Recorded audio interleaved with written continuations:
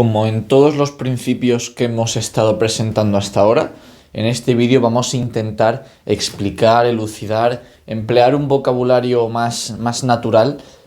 para los espectadores que permita transmitir lo que este principio significa un poco mejor que quizás ocurre en los vídeos en los cuales lo demostramos de manera más rigurosa con los términos técnicos, ¿no? Así que en este vídeo vamos a elucidar el principio de causalidad, la ley de causas y efectos que presentamos en el vídeo anterior. Así que la primera pregunta es, exactamente qué rol juega el principio de causalidad como segunda analogía de la experiencia. Esto lo hemos dicho múltiples veces y no debería ser un misterio para nadie, pero bueno, lo volvemos a repetir. Las analogías de la experiencia vinculaban los esquemas trascendentales de relación, que eran esos esquemas trascendentales que sintetizaban por medio de conexión física, sustancialidad, causalidad y comunidad,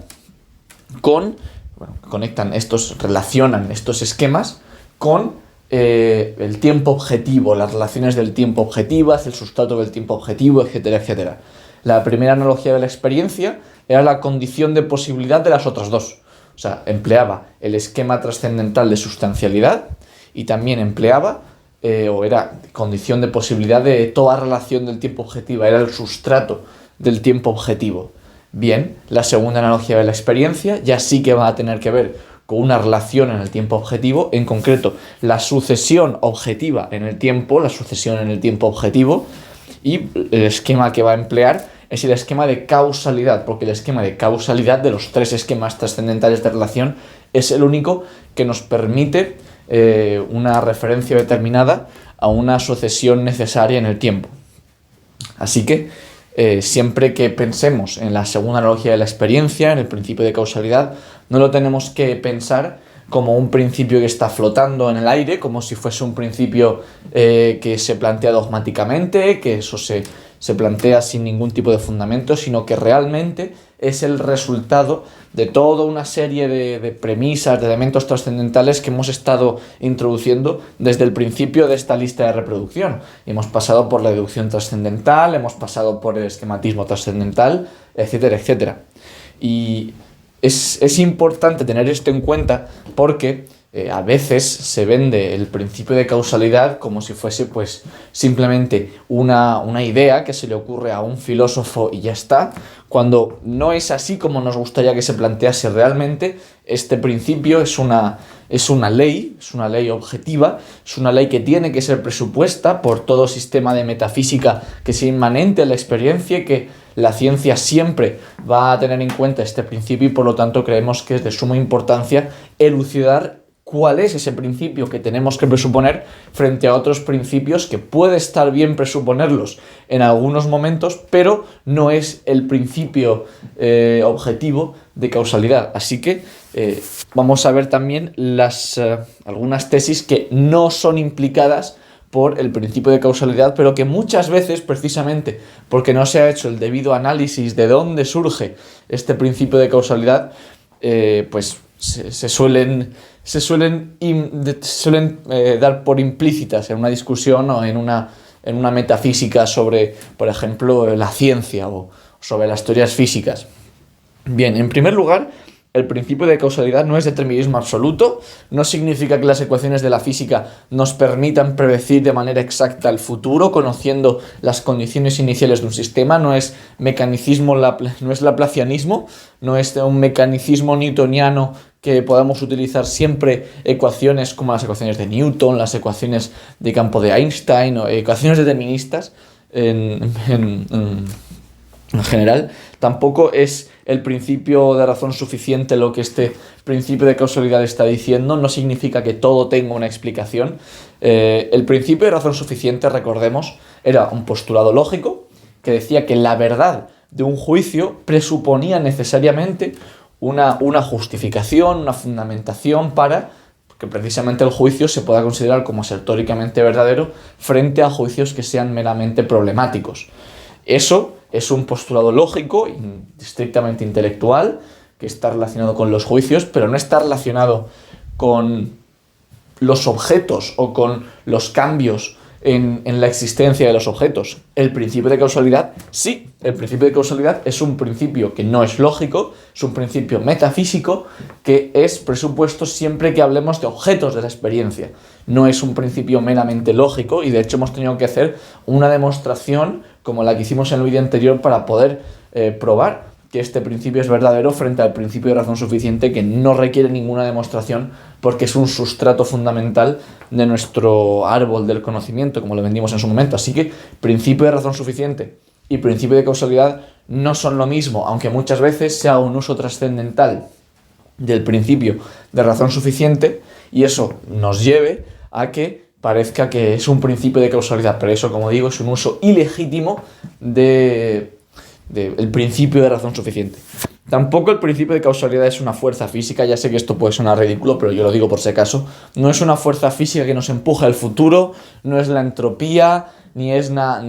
no es nada, ni es el colapso de la función de onda, no es nada de eso. O sea, todos esos escenarios, como digo, están enriqueciendo este principio con elementos que no están presentes en él cuando uno entiende lo que significa. Así que, recordemos, estamos hablando de un principio fundamental, completamente a priori, que no depende de una teoría física concreta, es un principio completamente general para toda experiencia, no para todas las cosas, porque para las cosas en sí no sabemos si es verdad o no, para los noúmenos, como veremos más adelante, no sabemos si es verdad o no, pero para los objetos de la experiencia es verdad, para las apariencias, una vez son determinadas por nuestras categorías, es verdad. Y tampoco debemos entender este principio como causalidades universales del estilo, no, siempre que pongo una piedra debajo del sol se calienta. Por lo tanto, el principio de causalidad me dice que si dos eventos se producen de manera objetivamente sucesiva, entonces hay una causalidad universal que va a estar presente en esos objetos. En este caso, es una ley universal, es una ley causal universal, que la piedra se calienta si la pongo, digamos, frente al sol, ¿no? Pues eso no es lo que dice este principio. Sé que muchas interpretaciones de este principio, tal y como las muestra Immanuel Kant, se han vendido a lo largo de la historia, pero eso no es lo que dice este principio, así que lo dejo completamente claro. No estamos diciendo que una causalidad singular que se muestra en la experiencia implique una causalidad universal. Eso es un juicio sintético que no es, en muchos casos suele ser un juicio sintético a posteriori, porque no se puede demostrar que haya causas universales de manera a priori. Pero bueno, simplemente lo dejo aquí claro. Si alguien ha tenido esta interpretación, pues que lo tenga en cuenta, y si estas malinterpretaciones del principio de causalidad no han sido presupuestas por ustedes, pues tampoco tienen que darle muchas vueltas, simplemente lo que hay que dejar claro. Bien, hagamos un pequeño recordatorio de cuál es el origen conceptual de la causalidad. Intentemos retrotraernos para ver esta categoría de causalidad o este esquema de causalidad de dónde sale, porque ahora lo hemos presentado aquí, pero esto no sale de la nada, esto tiene mucho trabajo previo que hemos estado haciendo en estos vídeos. Pues bien, el principio de causalidad venía de esa función lógica de dependencia, que también llamamos función lógica hipotética, función lógica de los juicios hipotéticos, que, precisamente por eso le llamamos así, cuando unifica representaciones en juicios, forma los famosos juicios hipotéticos con su antecedente y su consecuente, que tenían esa forma de si P, entonces Q siendo P el antecedente y Q el consecuente. Y un ejemplo que se me ha ocurrido de matemáticas es, si una función es derivable, entonces es continua. Pues bien, este juicio hipotético expresa la relación de dependencia que existe entre la verdad del juicio consecuente, una función es continua, y la verdad del juicio antecedente, una función es derivable. De tal manera que si el antecedente es verdadero, el consecuente también es verdadero. Y esta función lógica de dependencia que está presente en este juicio es un átomo lógico, es algo que no podemos explicar, o no, más bien, no podemos reducir a elementos más simples. Es un elemento que ya de por sí es simple en nuestro entendimiento, por eso le llamamos átomo. Pero no significa que esta función lógica de dependencia o esta función lógica de los juicios hipotéticos solamente esté presente a la hora de unificar juicios en juicios, digamos, antecedente, juicios consecuente, en juicios hipotéticos, sino que también va a estar presente como síntesis en la experiencia. Prueba de ello es lo que hemos estado viendo en el principio anterior de causalidad. Y en ese caso no llamamos a esa función lógica de dependencia simplemente juicio hipotético o función lógica de dependencia, sino que la llamamos por el nombre que la conocemos todos, ¿no? Causalidad. Y en esa causalidad, en el concreto, cuando se plantea en la experiencia, cuando se plantea dentro del esquema de causalidad como condición de posibilidad de la sucesión objetiva en el tiempo, pues podemos decir que la causalidad es la modificación de accidentes O en el objeto O, A1 el accidente A1 en T1 y A2 en T2, se produce de acuerdo a una dependencia causal donde A1 es causa y A2 es efecto, tal que T1 es menor que T2. Es decir, que esta causalidad aquí, o este esquema de causalidad, ya está empleando nociones como objeto, accidente de un objeto, tiempo, modificación, etcétera, etcétera, que es muy diferente de cuando estábamos hablando de la función lógica la función lógica de dependencia en los juicios hipotéticos, que ahí no hay ninguna causalidad, no es causa de que una función, la causa de que una función sea continua no es que sea derivable, eso en todo caso podemos decir que es la dependencia de la verdad. En caso de que estemos haciendo un razonamiento y empleemos este modus ponens de que una función sea continua, pues podemos saber que una función es continua porque sabemos que es derivable, pero eso es simplemente consecuencia lógica. Lo que estamos haciendo en el caso de la causalidad es que es consecuencia física, es realmente causas y efectos, no simplemente antecedentes y consecuentes. Y esta distinción es sumamente importante para que no se confundan lo que es, pues por ejemplo, cuando hablamos del principio de razón suficiente, lo hablamos en términos de la función lógica de dependencia unificando en juicios, no como síntesis en la experiencia. Como síntesis en la experiencia, lo que tenemos que acudir es al principio de causalidad, que es el que nos muestra cómo esa categoría de causalidad debe ser aplicada en la experiencia, pues para formar esa sucesión objetiva, esa referencia determinada a sucesiones objetivas en el tiempo. Bien, volvamos al mismo ejemplo que hemos puesto alguna vez, de una piedra que se lanza a una ventana. Tenemos dos escenarios, dos situaciones, dos estados de los objetos. Por un lado, una piedra que es lanzada a una ventana, una piedra cuya trayectoria se dirige a una ventana, y por otro lado una ventana que está rota. Bien, esos dos eventos se pueden entender uno sucesivo al otro, si queremos entenderlos como que forman parte de la misma línea temporal, pues se entiende como uno sucesivo al otro. Ahora bien, ¿cuál diríamos que es anterior? Eso ya es una pregunta que así a priori nos costaría mucho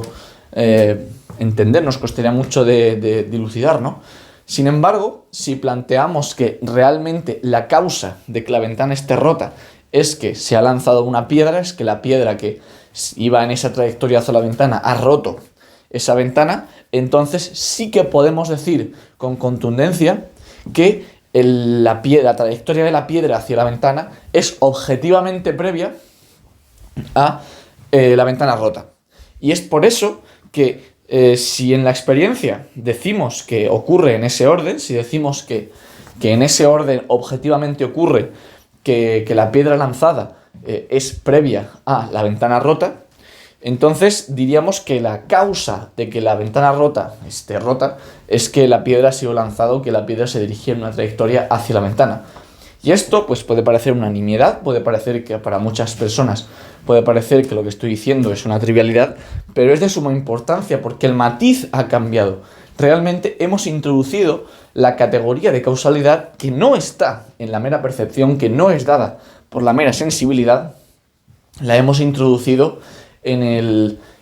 esa conexión, en esa síntesis de percepciones en la experiencia para plantearlo como una sucesión objetiva, porque de otra manera, ¿qué elementos tenemos para poder decir que uno ocurre objetivamente antes que otro? Bueno, podría decir, lo pongo en el tiempo absoluto porque presuponemos que hay un tiempo absoluto y que los eventos ocurren uno antes que otro, pero ese tiempo absoluto es indecidible a menos que introduzcamos la causalidad como elemento de nuestro entendimiento para poder referirnos a una sucesión de manera objetiva. No tendríamos ningún elemento trascendental con el que poder plantear esto como algo inmanente a la experiencia. En este caso está claro que como la experiencia nos fuerza a que esa sucesión se produzca de una manera necesaria, que realmente uno de los dos eventos sea anterior al otro y uno de los dos percepciones sea anterior a la otra en el objeto, no en nuestra subjetividad, sino en el propio objeto, uno de los dos casos se dé antes,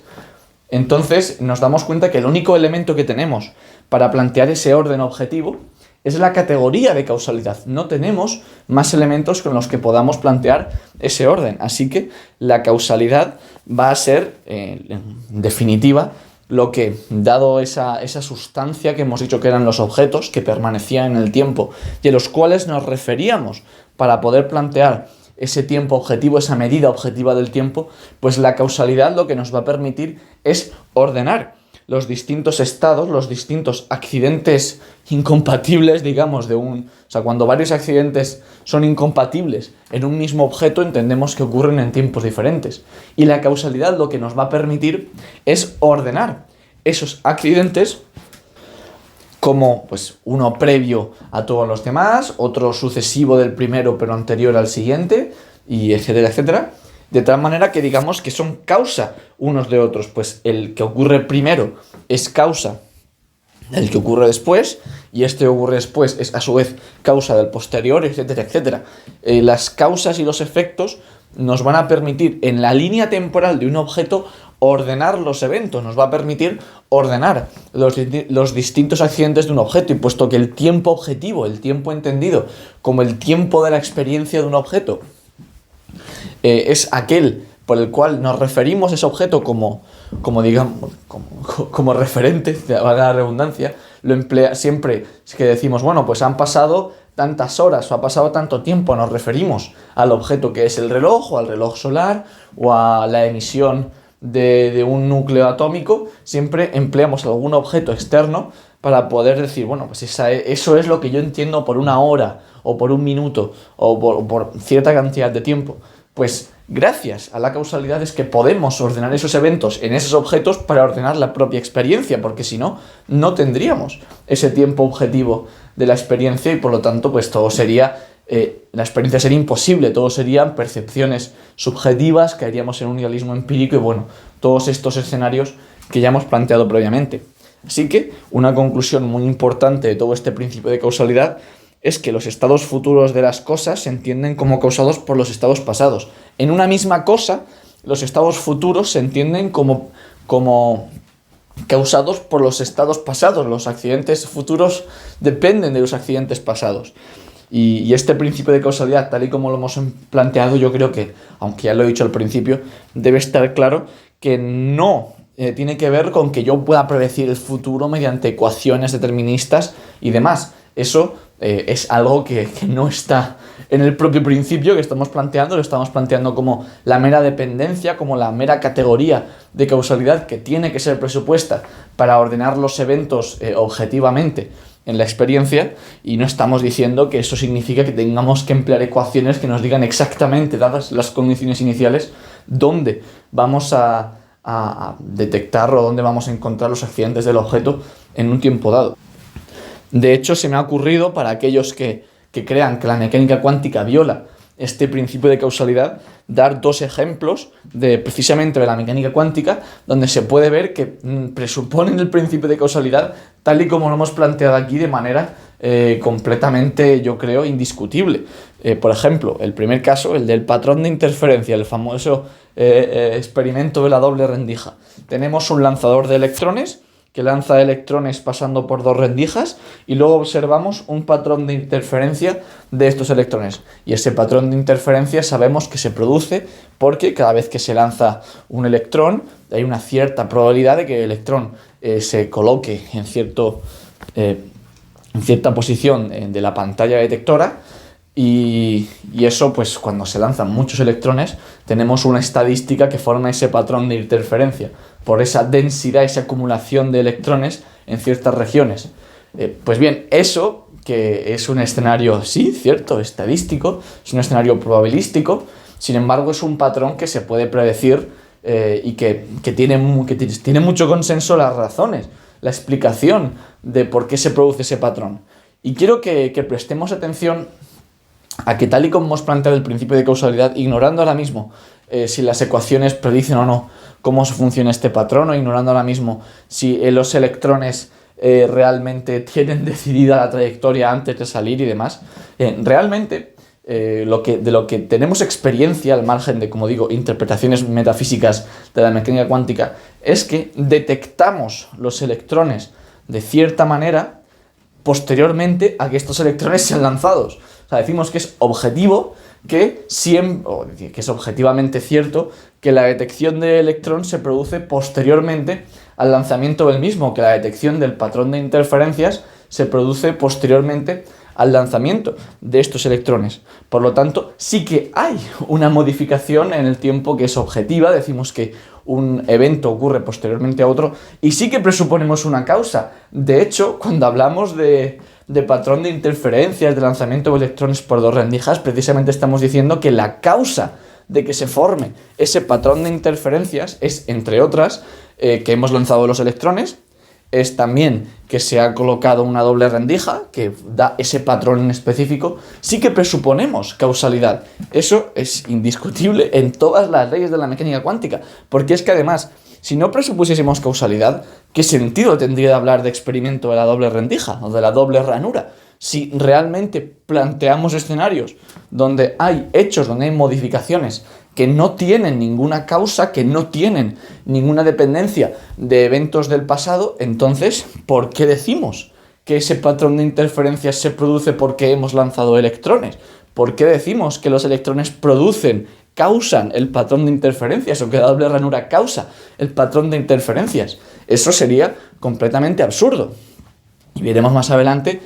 cómo debemos tratar esos escenarios en los cuales se viola o se considera como falso el principio de causalidad. Y otro escenario que también he querido plantear es el de la desintegración nuclear beta.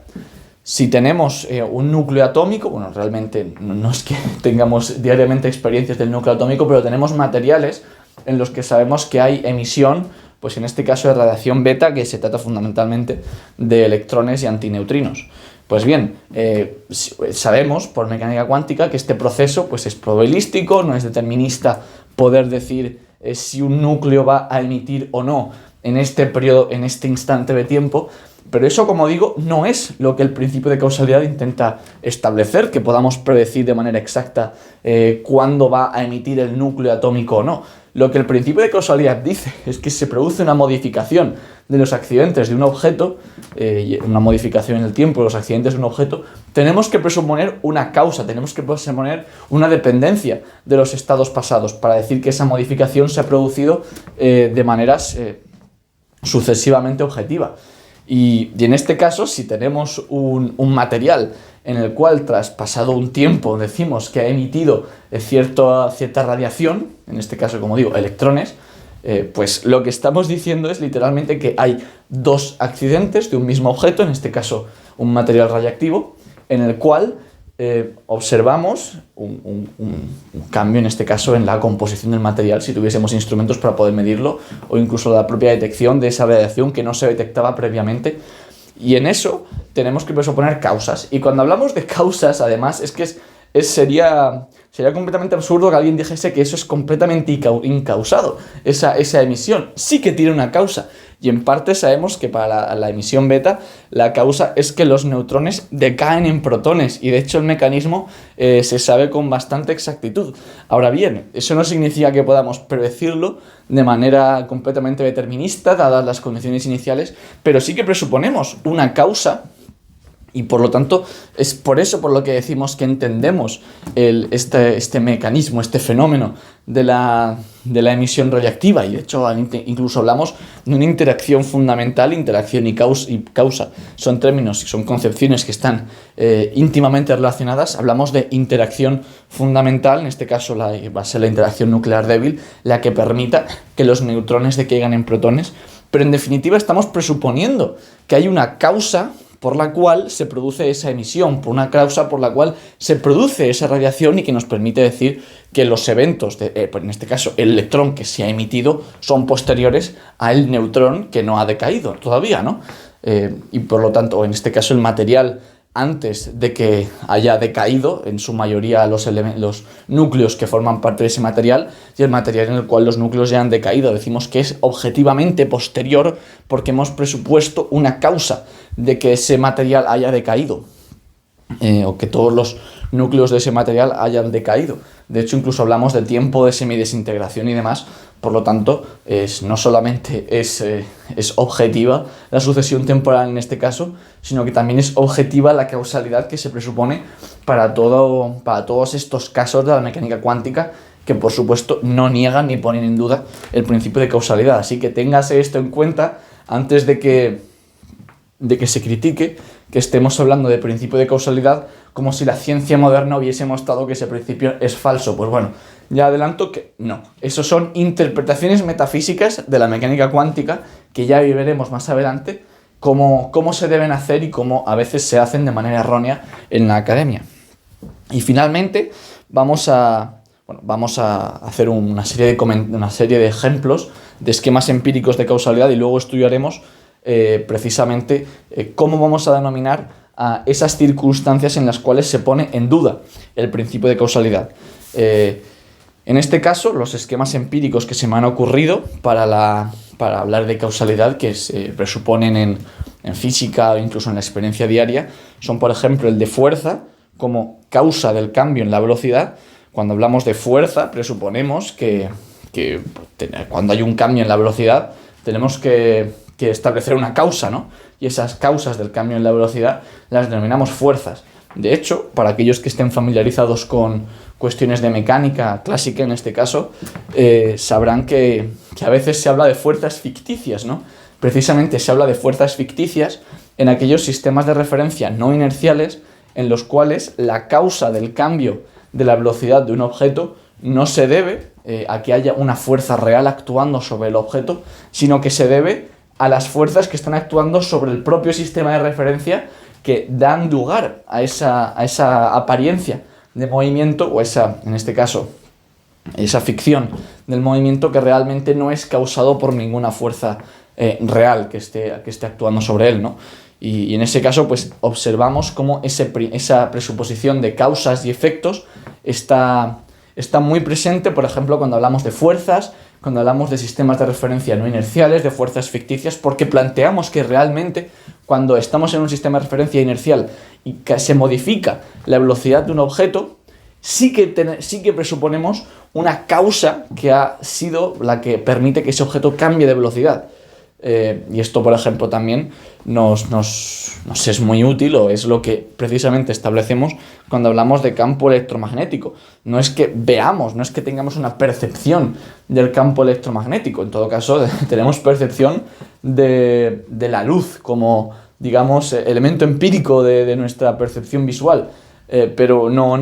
eso no es el campo electromagnético. Cuando hablamos de campo electromagnético, lo entendemos en física como esa causa del movimiento de cargas, corrientes, imanes, etcétera, etcétera, de metales, y por lo tanto lo estamos planteando, como digo, como esa presuposición de que el cambio de los accidentes de un objeto, en este caso el movimiento de cargas, de cómo un imán de repente rota, de cómo virutitas de hierro se posicionan cuando las colocas cerca de un imán, todo eso es presuponer causas a una serie de modificaciones en los accidentes de los objetos. Y bueno, también está el famoso ejemplo de la gravedad, que aunque es un poco más sofisticado, ya llegaremos a cuestiones de relatividad general, pero también entendemos que esa causa del movimiento de los objetos astronómicos tiene que ser la gravedad. No voy a decir la fuerza de la gravedad, porque sí que eso tiene ciertas connotaciones y ciertos problemas. De hecho, en relatividad general se suele hablar de la gravedad como fuerza ficticia, pero precisamente cuando hablamos de que los planetas tienen una trayectoria concreta alrededor del Sol y que se comportan de cierta manera, decimos, bueno, pues ¿cuál es la causa de que eso se produzca así? Y entonces es por eso que hablamos de esa gravedad, ¿no? Esa gravedad del Sol que se encuentra en el centro, o por qué la luz se curva cuando pasa cerca de un objeto astronómico. Pues bueno, hablamos de esa gravedad que permite que eso sea así, porque si no fuese así, pues bueno, pues simplemente los el movimiento ocurre, no presuponemos ninguna causa y ya está, que no es lo que hacemos en física, sino que realmente presuponemos o entendemos que tenemos que dar constancia de esas causas que producen los cambios o el movimiento, los cambios de los accidentes de los objetos que observamos a nuestro alrededor. Y finalmente pues se me ha ocurrido poner también el calor como causa del cambio en la temperatura. Es un poco una definición preliminar, como digo, simplemente quería dar algunos ejemplillos sin entrar en detalles, pero claro, si entendemos que la temperatura es algo intrínseco a un objeto y que por lo tanto cuando hay un cambio de temperatura tiene que haber una transferencia de calor de alguna manera, evidentemente no en todos los casos, pero en muchos casos sí que lo entendemos así, ya estamos planteándolo como que tiene que haber alguna causa que digamos, que justifique, que explique la dependencia de esos accidentes futuros de un objeto que ha aumentado o disminuido su temperatura respecto a un objeto que tiene una temperatura dada, pues hablamos de ese calor, ¿no? de esa energía que fluye entre objetos y que en este caso pues modifica la energía térmica, que si lo queremos ver así, pero bueno, no quiero entrar en detalles, simplemente quería dar algunas concepciones empíricas, algunos esquemas empíricos que sí que presuponemos en la física y con los que uno pues puede sentir que esta presuposición de la causalidad está, por supuesto, presente. Antes hemos dicho en la mecánica cuántica, pero lo está en toda la física, en general en toda la experiencia, y como la física es una ciencia empírica que tiene que ver con la experiencia, pues, o que refiere a los objetos, los cambios de los objetos externos de la experiencia, pues con más razón la física va a presuponer el principio de causalidad. Ahora bien, como último comentario a este vídeo, ¿qué ocurre o cómo vamos a denominar a aquellas circunstancias en las cuales negamos el principio de causalidad? Pues bien, el nombre técnico que vamos a emplear para esa concepción, y como veremos más adelante también vamos a denominarla esa idea de independencia absoluta, en este caso pues del cambio, de los accidentes de un objeto, de una cosa, que bueno, no es algo que presupongamos en la experiencia, de hecho es imposible presuponerlo en la experiencia, pero es algo lógicamente posible, no es contradictorio plantear esta independencia absoluta. Si decimos que la causalidad es una dependencia, por mínima que sea, pero es alguna dependencia, la libertad, en este caso vamos a llamar la libertad cosmológica, va a ser la idea de la independencia absoluta del cambio en los accidentes de un objeto, que si queremos verlo, dos accidentes contradictorios que se dan en un mismo objeto. Pues bien, diríamos que bajo esta libertad cosmológica, ese cambio se ocurre porque sí, no hay absolutamente ninguna explicación, es un hecho incausado, son diferentes maneras de ver lo mismo, aunque tienen sus matices, porque ya hemos dicho varias veces que eso de explicación no necesariamente está relacionado con la causalidad muchas veces, pero bueno, al final es eso, ¿no? Es un cambio en el cual se considera que hay independencia absoluta de cualquier otro elemento, ya sea el pasado de ese objeto, ya sea de otro elemento que también se encuentra en el pasado, como puede ser una piedra que está siendo lanzada a ese objeto, o como digo, un elemento externo, una persona que va a modificar, a tocar ese objeto. Es independencia absoluta de ese cambio respecto al pasado en general. Y las consecuencias que tiene eso de que sea una independencia absoluta de los estados pasados de los objetos en ese cambio es que nos encontramos una desconexión física absoluta, a menos que planteemos, como digo, un escenario dogmático en el cual yo planteo de manera dogmática que este evento ocurre posteriormente a otro. Con esta desconexión física, lo que ocurre es que tenemos una imposibilidad de conectar dos estados de un mismo objeto en el tiempo, como digo, al margen de casos dogmáticos. Y por lo tanto, en ese cambio que se produce de los accidentes de un objeto, nos encontramos un agujero en el tiempo. No podemos conectar físicamente estos dos accidentes, estos dos estados de un mismo objeto, y por lo tanto esos dos tiempos en los cuales ese objeto tiene el accidente A o el accidente B, o en el caso de que esa modificación se haya producido de A a B o de B a A, están completamente inconexos. No podemos decir ni que TA es anterior a TB, ni que TB es anterior a TA. Son simplemente tiempos diferentes, son, digamos, escenarios no contradictorios que no se pueden dar en una experiencia, porque la experiencia sí que presupone relaciones necesarias en el tiempo, y esto es lo que vimos en el axioma del tiempo objetivo. Y puesto que esto contradice ese axioma, entendemos que esto es incompatible con la experiencia. Ahora bien, no es algo que sea imposible lógicamente. Por lo tanto, precisamente porque el principio de causalidad es un principio sintético, que sea un principio sintético, que sea un juicio sintético, también significa que no podemos que negar ese principio no conlleva contradicción. Si conllevase contradicción sería un principio analítico, sería juicio analítico. Pero al no serlo, pues lógicamente no es imposible negarlo, pero en términos de la experiencia sí que es contradictorio con la forma de la experiencia. Por lo tanto, es lógicamente posible negar este principio, pero es trascendentalmente imposible encontrar un escenario en la experiencia en la que este principio no se cumpla, porque toda experiencia presupone necesariamente relaciones en el tiempo, en este caso, del mismo objeto, ¿no? Si estamos hablando de la experiencia de un objeto, tenemos que plantearlo como que uno de los dos